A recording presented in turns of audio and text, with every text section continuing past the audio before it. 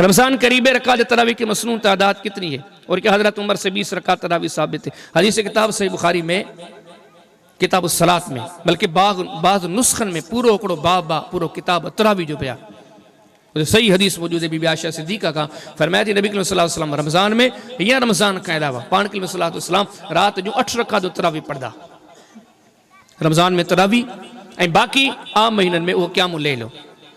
उन खां पोइ नबी करीम इस्लाम जे अमल जी अमली सूरत असहाब जो अमल त मुताइमा मालिक पढ़ो तो तरावी जो बाब पढ़ो बासनद सही आहे।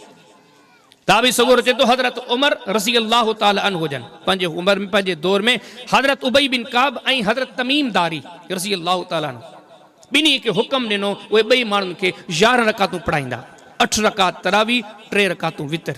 नबी सिंह खां बि साबिती मिली त तरावियूं घणियूं आहिनि 8 रकातूं। हज़रत उमर जे ज़माने चवंदा आहिनि हज़रत उमर जी ॻाल्हि हज़रत उमर तीअं पढ़ी आहे। हज़रत उमर खां बि बासनद सही आहे साबित आहे त हज़रत उमर बि 8 रकातूं पढ़ियूं आहिनि। नबी सिंह खां साबित असहाब खां साबित उबई बिन कब खां साबित तमीम दारी खां साबित।